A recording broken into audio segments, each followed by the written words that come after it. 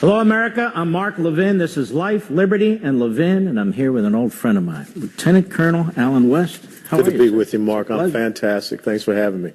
A lot of people know who you are. You retired U.S. Army Lieutenant Colonel, former member of the House of Representatives. You were born in Atlanta, Georgia, the same neighborhood as Martin Luther King. Exact same neighborhood, the old Fourth Ward neighborhood. And you hold a B.A. from the University of Tennessee, 2 master's degrees, Kansas State University, and also the U.S. Army Command and General Staff Officers College. Now, your father was in the military? Yes, my father was a corporal during World War II. Your older brother? My older brother was a lance corporal in the Marine Corps in Vietnam. And your nephew? My nephew just got back from his 3rd deployment in the Middle East, and he is currently stationed at Fort Sill, Oklahoma, where 35 years ago I showed up as a brand new 2nd lieutenant.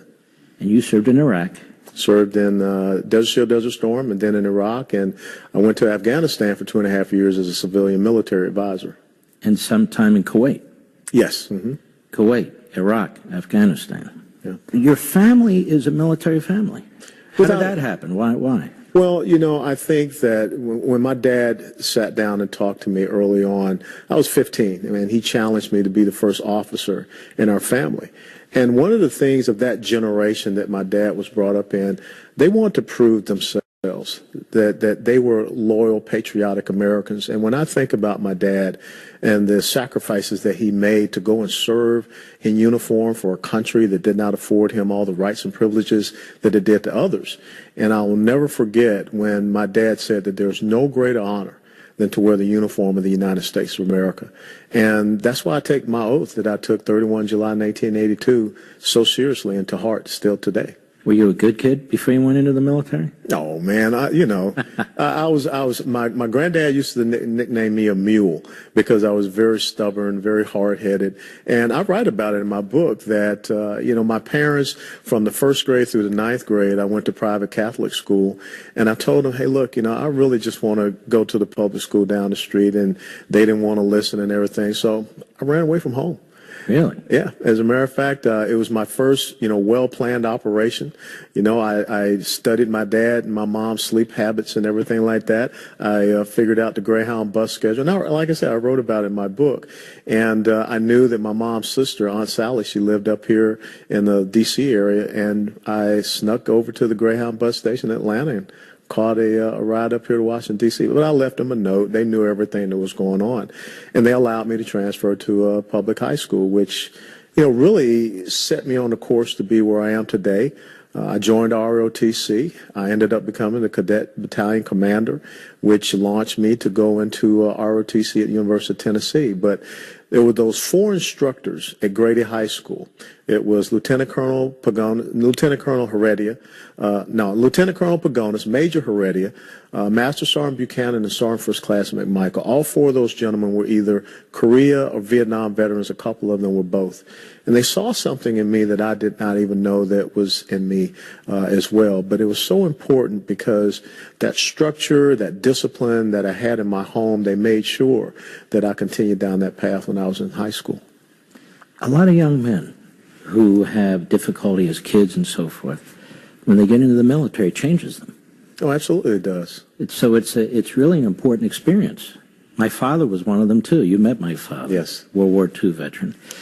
And to make a long story short, eventually you decided to get into politics. When did you decide to get into the politics, and what drove you to do that? Most of the folks in the military, we really don't care for politicians. As a matter of fact, if you're an officer and you got the assignment to be an escort for a member of Congress or whatever, it's probably because you had pissed off your commanding officer. That was not something that we saw as a, grand thing to do. But it was so interesting. I came back after the 2006 midterm elections that the Republicans had lost, and a local woman by the name of Donna Brosmer said she wanted to sit down and talk to me, and she spoke to me about running for office. And, my mindset was on, hey, look, I'm just here for a couple of weeks. I got to go back to Afghanistan. I'm down in Kandahar. I'm working with the Afghan army, Taliban all around us. But she said something that really resonated, Mark. And she said, just because you're out of uniform, just because you've retired from the military, it doesn't mean that your oath of service has ended. And that struck me very hard Because the oath that we take, the oath that my father took, the oath that my older brother took, the oath that my nephew took, was to support and defend the Constitution of the United States of America against all enemies, foreign and domestic, and to bear true faith and allegiance to the same. And if you truly believe in that, she was right. And so I embarked on this thing called being a United States congressman, not wanting to seek fame or fortune or a career in politics, but to continue my service to this country. When did you realize you were a conservative? Were you always a conservative? Well, this is the thing. And my parents were registered Democrats. I grew up in John Lewis's congressional district, which was very interesting when I presented that to him when I was sworn in with the Congressional Black Caucus. But my parents raised me with conservative principles and values. They believed in faith. They believed in family. They believed in individual responsibility, good quality education, and service to the country. And I think if we start to have conversations in America, not about Republican or Democrat, and I really think the two-party system is falling apart, but if we start to talk to people on their principles and values about what makes this country so great, what enables a kid from the inner city of Atlanta, Georgia, to be sitting here with such an incredible scholar like yourself on Fox News on a Sunday night. That's the American dream, and that's what we fight for, and that's what our founding fathers fought for. It is about an equality of opportunity instead of an equality of outcomes. And that's what makes us conservatives. We believe that this is a great land of opportunity, and we just believe, as Jefferson wrote, about life, liberty, and the pursuit of happiness, not someone else trying to guarantee your happiness. So, why do you think so few politicians talk about these values, beliefs, principles that attracted you, attracted me, and attract so many people, and may cause a light bulb to go off and say, hey, wait a minute, I agree with that guy rather than that guy? Because you just said the operative word. You said politician. And politicians are going to say what they think people want to hear. We need to have more statesmen, because a statesman is a person that's going to tell you what you need to hear. And there are a lot of people in Washington, D.C., they're not comfortable with that. They're not comfortable with telling the American people that if we don't do something about the mandatory spending side of our budget, it doesn't matter how much taxes you raise. This is going to overtake our budget, and we're going to be in perpetual debt and deficit. Now, that's not the popular thing to say, that Medicare, Medicaid, and Social Security needs to be reformed, needs to be improved, but it's the right thing to say, because a politician is a person that is not able to look at himself in the mirror at the end of the day. Does the Republican Party need to change? Can it change? Will it change? I think the Republican Party has to change. The Republican Party should not be the party that is passing $1.3 trillion omnibus spending bills. The Republican Party should not be the party that is not reducing the size and scope of the federal government. The Republican Party should not be the party that, when we look at our personal income tax rates, the president said initially he wanted to go down to 3. The House of Representatives said 4, the Senate, 7. So we really didn't see any massive movement and massive changes. On the individual side. On the right. individual side. Now, the corporate side, yes. You've seen an incredible change there, going from 35 to 21%. And we see what has happened with our economic growth, our GDP numbers, and what have you. But the important thing is that the Republican Party should be standing up for individual economic empowerment, because we know what the progressive socialist left believes in. They believe in economic enslavement and the dependency society. Is the problem the Republican leadership, or the problem that the Republican Party, they've had, by my calculation, really two solid conservatives in the last century, Coolidge and Reagan? Yes. And we'll see what history writes about Trump. I think he's doing a pretty darn good job. Absolutely. But they seem to still lurch in the progressive direction, because, the progressive movement really started it was really pushed within the Republican Party at the beginning of the last century. Theodore Roosevelt. Yeah. And they seem to lapse into that constantly, don't they? Yes, they do. And I think the important thing for us to see today in the American political atmosphere is that this is all about the relationship between the individual and government and the system of governance. I think you have 3 different philosophies that are out there. You have progressive socialism, which is what we see, the Bernie Sanders, Elizabeth Warren, what have you. But then you can also be a progressive and want to see a bigger impact and reach of government than you want to see with constitutional conservatism, which is what our founding fathers intended us to be, and understand that the most important thing in the United States of America is individual sovereignty. And there are some people in Washington, D.C. that just don't want to cede that back over to the American people because it scares them. That is what the whole Tea Party movement was about. It was not a party movement. It was a philosophical movement that talked about the relationship of the individual to the government. And it was really about fiscal issues. And that's kind of like how this country got started. You know, the tyranny of taxation and some of the other things we saw from the British. So I think that the Republican Party has kind of tried to, you know, walk an incredible balancing act, but they tend to teeter more so to Washington, D.C. and the power that's inside this beltway. So you run for Congress the first time and you lose. Yep. In a very tough district. Yep. You won the second time and you win. Mm-hmm. You're a Tea Party favorite. Your principles, as you espouse them right now, you espoused them back then. Same beliefs, same values. Mm-hmm. You run for re-election, and you lose by 2,100 votes or something in what was, in my view, a very suspicious election. You think you might run again? You know, if I were to tell you that every day I'm not approached about that, and there's something within you, you will always answer the call of service. You know, I moved to Texas 4 years ago, and after this election cycle, you know, Angela and I and the daughters, Aubrey and Austin, we're going to beautiful wife, Angela. Yeah, we're going to, who is much smarter than I am, PhD and everything. We're going to sit down, we're going to evaluate this because I think it's important that we have statesmen. I think it's important that we have folks that understand servant leadership and citizen legislators. That's what we have to restore. And we have to have people with their courage of their convictions. I happen to know you're a voracious reader. I mean, you and I, when I came to see in Florida a few years back, we're talking about Aristotle and Cicero, and I go, whoa, you read all it? And you said, yeah. You read all my books, not that that's the test. You read a lot. When did that start? Did that start when you were in the military, before you were in the military, recently? No, that's one of the things the military definitely inculcated into me. You know, we used to have a reading list as you know, new second lieutenants. And one of the books on that reading list was Erwin Rommel's book, Attacks.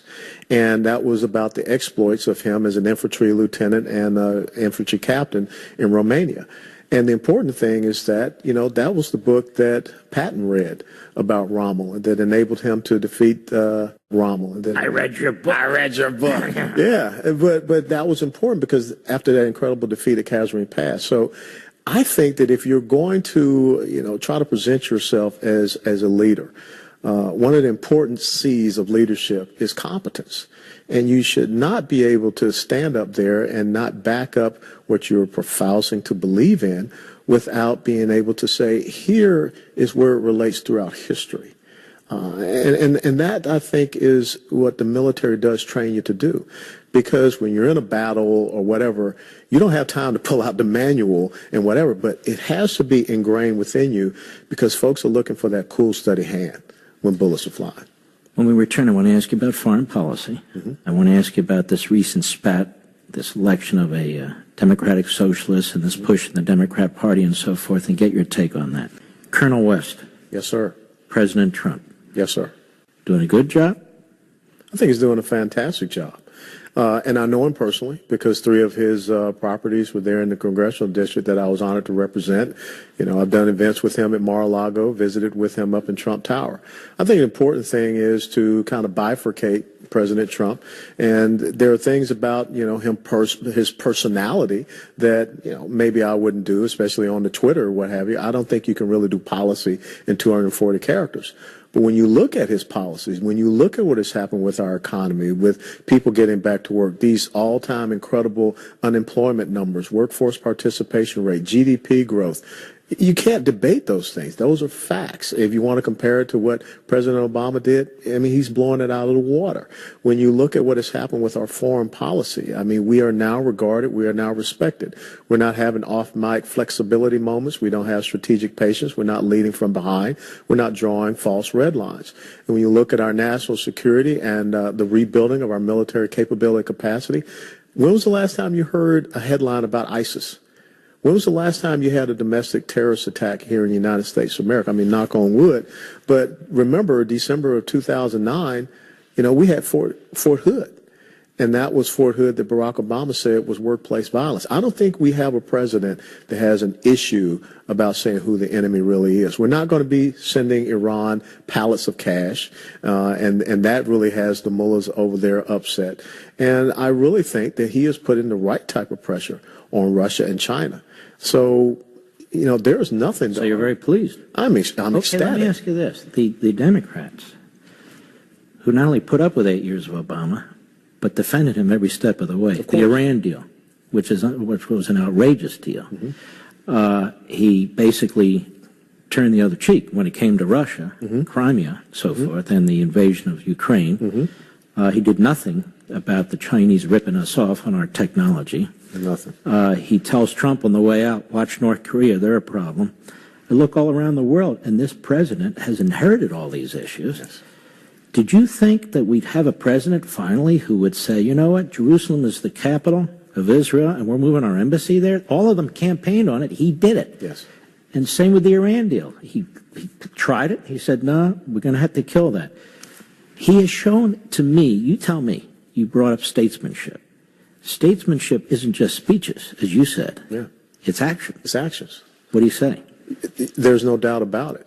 I mean, Barack Obama was this, you know, perfect image, great speech giver on a teleprompter. But there was no there. It was just a facade. It was like a Hollywood set. You know, you just have the face and there's nothing behind it. But we have substance right now. And you have a president that is he's really putting people on notice. You look at what is happening with the Ukraine. Barack Obama sent them MREs and socks. Donald Trump is sending them weapons. The people in the Baltic states, Latvia, Estonia, Lithuania, they were concerned about being overrun by Vladimir Putin and Russia. Now we have joint and combined military operations going on there. When was the last time you heard about a Russian overflight of a naval vessel? When was the last time you heard about the Iranians putting, our sailors on their knees at gunpoint? It's not going to happen anymore. Now, what is really going on in the United States of America and what is driving the progressive socialist left into this apoplectic meltdown is because they are being exposed. They are being exposed for who they are, their weakness, their dislike of the United States of America. Oh, come on. I mean, Mark, every day you turn on, the media is just, their hair is on fire. But their hair is on fire and their folks, I could care less about Stormy Daniels. The most important thing is people that are out there able to work, take care of their families, send their kids to college, take a summer vacation. That was not possible during the years of Barack Obama. 1 to maybe not even 2% GDP growth, that was supposed to be the new normal. The president has already blown through that in 18 months. Why do the media hate him so much? They hate him because he won. They hate him because the grand strategy of the left was they had the first black president, then they were going to have the first female president, then they were probably going to have the first Hispanic president, then they were probably going to have another identity politics president. So they were looking at 32 years of ideological domination of the United States of America, which includes the Supreme Court. So they're going to be ruling, not governing this great constitutional republic. Donald Trump came in from outside, and it's not just the liberal progressive media. I mean, you have people like George Will, Max Boot, Bill Kristol, all of these folks that were so comfortable with inside the Beltway in their own little rice bowl. It got upset by a person that came in from the outside. He did not act as they scripted things to be, and now he's producing results, and they're not relevant anymore. So Donald Trump has completely exposed the left to the point that now there's no doubt that they're socialists. They're telling us that they're socialists. And what do you make of that? What do you make of the fact that Bernie Sanders, 76 years old, he's an old-time, we used to call, red, socialist, from Vermont, really quite an eccentric figure, gets 45% of the Democrat Party vote in the primary. You have a 28-year-old who has difficulty really explaining her policies, but they've got the usual talking points. She's pushed out there by the media as the new movement within the Democrat Party. You now have people who want to run for the Democrat nomination trying to out-left-wing each other. Absolutely. Is that a prescription for disaster for the country or disaster for the Democrat Party? It's a prescription for a disaster for the Democrat Party, and that's why you see that hashtag walk away that is out there, because America is not about wealth redistribution. America is not about nationalizing economic production. America is not about expanding the welfare state, which is what Obama did, with more people being in poverty, more people being on food stamps. America is not about social egalitarianism. And really what you see the Democrat Party standing up for is what I call the culture of the participation trophy. You know, everybody's going to get something for doing nothing. But someone has to pay into this for them to be able to have the free health care and have the free college education. Remember the 2008 meltdown that we saw happen? You trace that back 30 years prior to 1978 with Jimmy Carter and the Community Reinvestment Act, when he had this misconceived notion of benevolence, which is from Frederick Bastiat, the law, that everyone has a right to own a home.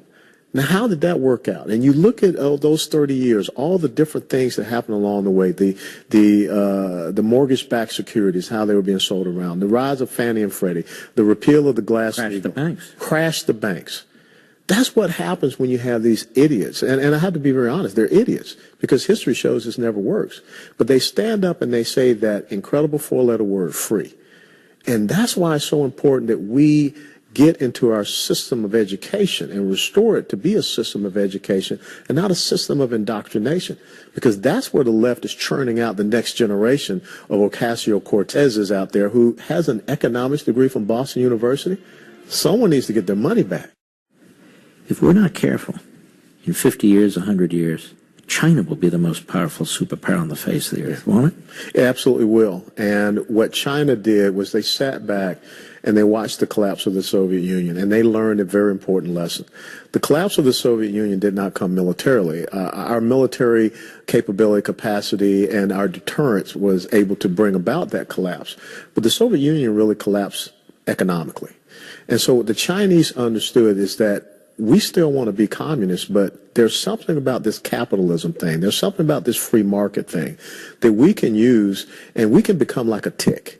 We can insert ourselves into the West, and we can suck the blood out of them and get fat to the point where they can't take us out. And if they try to take us out, they're going to get Lyme disease and they're going to die. And that's exactly where we are. When China got in with most favored nation status and entered into the trade environment of the West, they understood that they could then leverage who they are and, you know, supply us with the cheap goods, and we would become wedded to that. I remember one of the critical things that we fought against down in South Florida was the Chinese drywall. And so what we have seen is that we stopped our production. We stopped our manufacturing. We were so happy to try to have these relations and everything with China, but they could not be trusted. And you know about the theft of our intellectual property. You know about the forced technology transfers to the point now, look at what they're doing in the South China Sea. The South China Sea, where they have built these man-made islands and fortified them with military weaponry, that's 40 to 45% of sea lane of commerce that transits through there. And ask yourself, from a historical perspective, when was the last time we saw an Asian nation occupy islands in the Pacific or in that area and put military weaponry on there to include airfields? And that's what we have to learn. And so these guys are sitting back saying, we can beat the Americans because they are not in it for the long haul. Can they? No, because I think that President Trump has exposed them. But the thing that they are hoping for is that there'll be a change in leadership, because it's something about America. You know, we keep doing this drastic swing of the pendulum. We have to have a continuum. You know, you talked about Ronald Reagan early on, and you talked about Calvin Coolidge. If you don't have people that follow up behind those presidential administrations that continue those principles and those perspectives and those policies, then you do swing the opposite direction. And at some point in time, the American ship of state has to have that steady state. Here's what I've not understood. Follow up on your point here. China, Russia too. Mm-hmm. This argument, this paradigm that the Russians wanted Trump to win, when the Russians were getting everything they could from Hillary Clinton, why would the Russians want Donald Trump to win? Look at what he's doing now. It makes no sense whatsoever, because, you know, under Obama, they got rid of the missile defense program with Poland. With Obama, Kerry believed the Russians with the chemical weapons being removed from Syria. Absolutely not. They did not want to have someone that would be tougher on them. Now, they really didn't know about President Trump because he's never been in politics or what have you. They knew about Hillary. They knew about Hillary. And so without a doubt, you want to continue on with the reset button, that cute little plastic toy. But when you look at what President Trump has done, all of these people that were on the yellow brick road heading out to Oz, North Korea, Iran, Russia, China, the Islamic jihadists, now all of a sudden they're like, who is this guy? Where did he come from? Much the same as with Ronald Reagan when he came in, and he had a theory of peace through strength, because weakness is very enticing to despots and dictators. And what do you make of this relentless and ongoing commentary on the left against the president? His meeting with Putin, he shouldn't have met with Putin, the press conference was a disaster, and they must have something on him.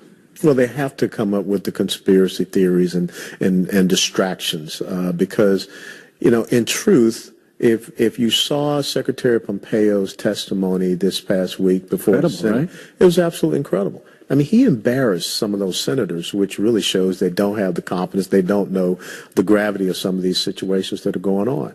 But with far and above, our position is a position of strength.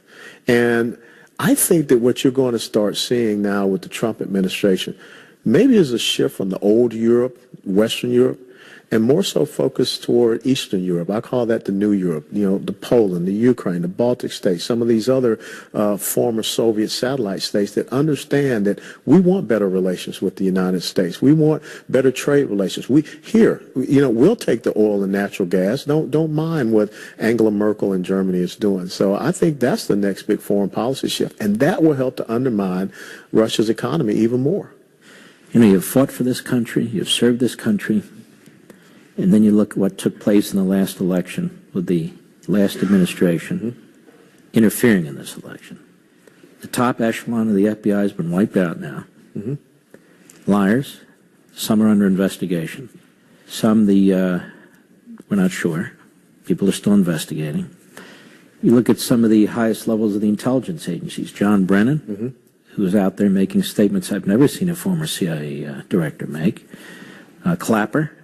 As a matter of fact, they're paid contributors to very liberal, news outlets. Yeah.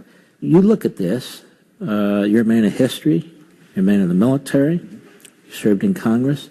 You ever seen anything like this? No, and it's appalling. The only place you will find it is, some banana republic or some other third world type of country. You would have never thought that our democracy and our democratic fundamentals would be threatened like this here in the United States of America.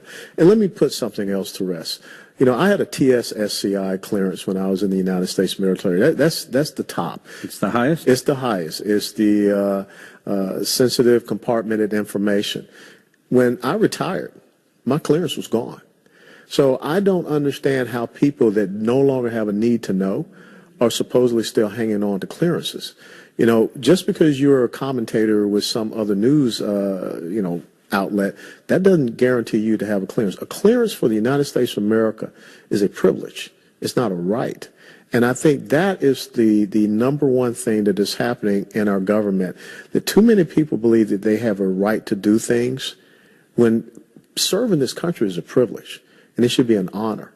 When I think about so many of the things that happened during the Obama administration, I've been in combat. I've been in a firefight, and the longest firefight I was in was maybe about 3 to 5 minutes, but it seemed forever. Imagine those individuals that were abandoned by the Obama administration for 13 hours. Benghazi. In Benghazi. And think about the fact that you had the National Security Advisor stand on the stage. Well, no, she wasn't the National Security Advisor at the time. She was the ambassador to the UN. Susan Rice, stand on the stage, on a platform, and lie about it 5 times. See, this is what is happening in the United States of America. People are losing confidence in the federal government. When you are just a ma and pa constitutional conservative grassroots organization, and the power of a federal government agency is unleashed on you, see, we have a cancer that is growing in Washington, D.C., and I don't think that the people that are there in the House and the Senate, I don't think they understand. I don't think the people in the federal government, they don't get it. They don't realize that when they hear people talk about disarming law-abiding, legal gun owners in America, but yet they want to abolish ICE. They want to allow criminal, illegal immigrants, MS-13 gang members to run free in the sanctuaries that they set up. This is a cancer that has to be stomped out in the United States of Do you America. think we've gone too far in terms of the FISA court? The secrecy of the court, I understand, but there's really no balance in there. Do you think we've gone too far in the power in some of the intelligence agencies, and we need more checks and balances when it comes to senior levels of the FBI? Nobody's really talking about it. Yeah, you need to have that. As a matter of fact, when I was in Congress and the renewal of the Patriot Act for 5 years came up, I didn't vote for it because that is just too much power that you have in one person's hand. Now, President Bush may have had all the great intentions, but when it got into the hands of someone else, it was bad intentions. I don't want to see an East German type of Stasi situation where we have secret courts and secret judges, people that can go out and get warrantless surveillance against American citizens. That's not who we are as the American people. And I know that a lot of times folks say that we have to do this in order to fight terrorism, whatever. Just fight terrorism. Just understand who the enemy is, but don't start punishing Americans and don't create these levels of secrecy. There is an incredible chasm right now between Washington, D.C. and the American people. There's an incredible amount of distrust. And I just don't think the people that are over there, working Monday through Thursday or Tuesday through Friday, that they get it. And yet there's no talk about addressing these institutions. We have one party that is a special pleader for everything that's taken place, and they disrupt congressional hearings, and they endorse any efforts that are against the President of the United States. They accept no responsibility for the Espionage Act and Hillary Clinton's actions. And to me, it was crystallized in James Comey. They wanted Comey out. They despised Comey. They accused him of costing them the election. And the minute Donald Trump fired him, they flipped. Of course. That he was firing this angelic man who served the country so beautifully and used it against him. Never let a good crisis go to waste. Rahm Emanuel's thing. And look, when you talk about what Hillary Clinton did, if I had done 1/10 of what Hillary Clinton did while I was an officer serving in the United States military, I would not be sitting here with you right now. Drummed out. Well, no, I would be in a brown jumpsuit in Fort Leavenworth. Now, why is it that there are different levels of justice, different levels of law, different rules for the people over there in Washington, D.C.? Well, let's pursue that. Unequal justice based on party, based on ideology? I think it is based upon who are the elites and who are the rest of the schmucks. Because I think that there's an academic elitism, there's political, media, cultural, entertainment, and that transcends the R&D thing. And I see a kind of a Soviet-style Politburo that is being formed in the United States of America, and that's repulsive to me, because the greatness of America is that justice should be blind, and justice should be equally applied to everyone, no matter what your position What may is be. the Soviet Politburo type? The Soviet Politburo were, there's this imaginary cut line. And everyone above the cut line, there's a different, expectation. They're protected? They're protected. Then everyone, like I said, everyone below, that's we used to call them Joe Schmuckatelli, in the Army. And that's everyone that's below. And life is bad for Schmuckatelli. But if you're above this imaginary cut line, it doesn't matter what you do. It does not matter that, you had an email server, a private email server, and you did classified information. Something that anyone in the United States military, anyone that has a security clearance, they're done. They're gone. They're going to prison for that. But yet somehow people can sit around and say, well, it wasn't that she was, criminally negligent. She was just a little careless. And then we come to find out that the same person that was in charge of one investigation is also in charge of another investigation, who's also the person with all these biased emails out there, and we're being told it's no big deal. Well, it is a big deal. And that is what is really upsetting me about what we see happening. But I think that the election of Donald Trump was really a really big middle finger to the elites in this country.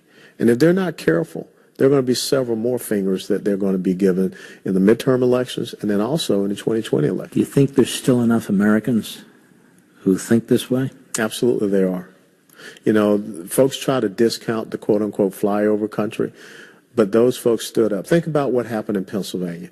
For so long, Pennsylvania as statewide politics was based upon whatever happened in Pittsburgh, whatever happened in Philadelphia. Now, all of a sudden, everything that's in between, which is kind of like SEC football country, they stood up and said, no, we don't want to be dictated by the people in Philadelphia, Pittsburgh. This is who we... It was really incredible, wasn't it, to watch the media absolutely. When Florida came in, when Pennsylvania came in, Ohio comes in, North Carolina comes in. Wisconsin. And you see Wisconsin, you go, holy mackerel. And they were so dejected. And I think they decided there and then, this cannot stand. This cannot stand, and this is how we're going to leverage, we're going to weaponize the federal government and the quote-unquote deep state, which does exist, these bureaucrat administrative state, against the will of the American people. And Reagan used to call it the Iron Triangle. The media, the bureaucracy, and whatever the other one was. I don't know, maybe the Democrat Party. I want to ask you, what concerns you the most about the future of the country? Because I know you think about these things all the time and you talk about them too. Have we reached a point where the Democrat Party and the government are almost one and the same? Colonel West, what is your biggest concern going forward in this country? There are two things that really do concern me. First of all, we have to restore a system of education and eradicate the system of indoctrination that we have in our schools that's starting to go down now, even to the elementary school level. I often tell people the most important elected position in the United States of America is school board. And we need to have people that go out there and run for school board. It's a hard job, man. I was a school board member. There you go. You heard it, everybody. There you go. That's your example. The other thing is this. What I see is the grand strategy of the left. They're going into red states and they're taking over the major population centers, the major urban centers. In Texas, you look at all the major cities, Dallas, San Antonio, Austin, Houston, El Paso, all controlled by the left.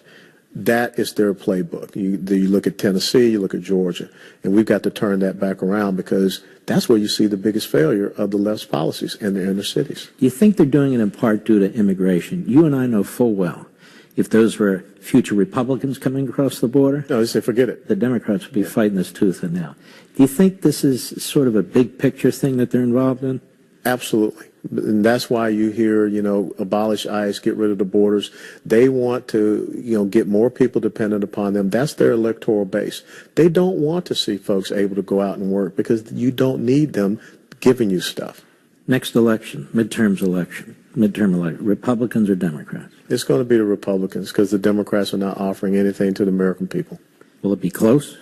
I think that if you go on a scale of 0 to 10, the Republicans will pull an 8. Do you think they'll hold most of their seats? Do you think they'll have a small minority? I think their majority in the House will shrink, but I think that you're going to see an expansion of the Republican majority in the Senate. You're going to see much change in the Republican leadership? I personally don't think so.